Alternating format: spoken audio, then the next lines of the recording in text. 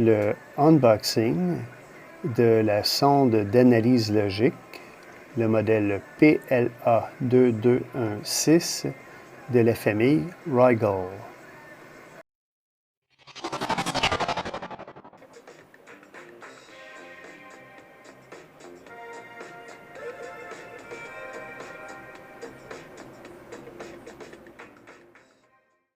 Allons voir qu'est-ce qu'il y a à l'intérieur de la boîte.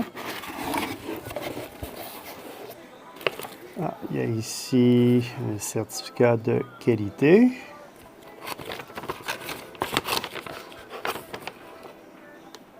C'est écrit en chinois et en anglais. Il y a différentes instructions. Ensuite de ça, il y a le paquet. Et il y a ici une mousse qui est fournie pour, j'imagine, usage futur. Allons voir ce qu'il y a à l'intérieur du sac. Je l'avais déjà ouvert. Il y a un packing list. Dans le packing list, on retrouve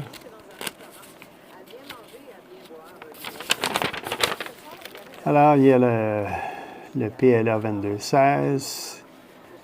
Il va y avoir des pinces, il va y avoir des câbles, et il va y avoir des étiquettes d'identification. Donc, ça ici, c'est la sonde.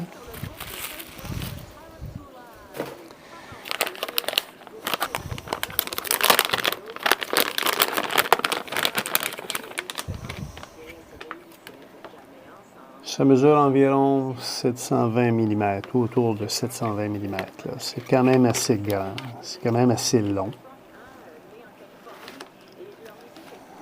Si je vais ici du côté des centimètres, si je le sépare en deux, j'arrive environ à 35-36 mm et même plus, là, 36 mm. Donc si je déplie, là on ne le voit pas à l'écran, mais c'est quand même assez long. Ensuite de ça, il y a les fils de branchement.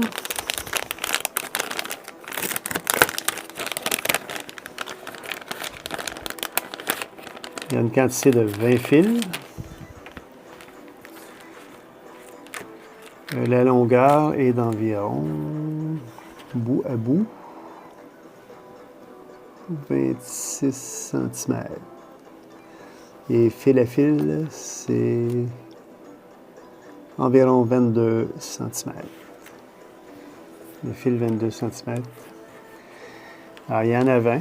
Il y a des étiquettes autocollantes d'identification de 0 à 15. Elles sont en double. Parce qu'il y a possibilité sur chaque fil conducteur de mettre une étiquette autocollante d'identification.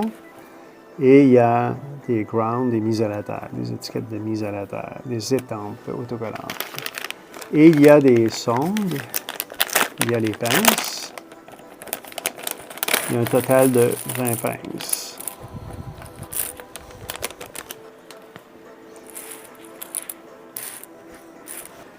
Identification des connecteurs.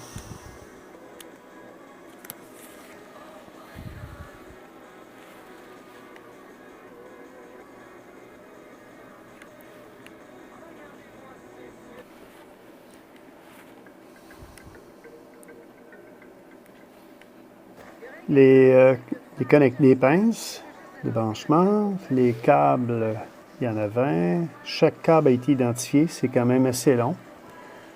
Mais un coup fait, on n'y pense plus. Donc, voici une vue d'ensemble des pinces avec les câbles et la sonde.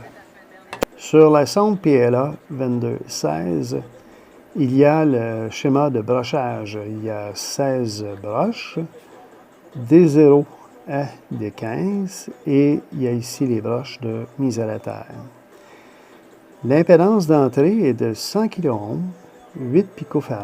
La tension maximale est de plus ou moins 40 volts. Branchement de la sonde. Sur la sonde, il y a une flèche ici.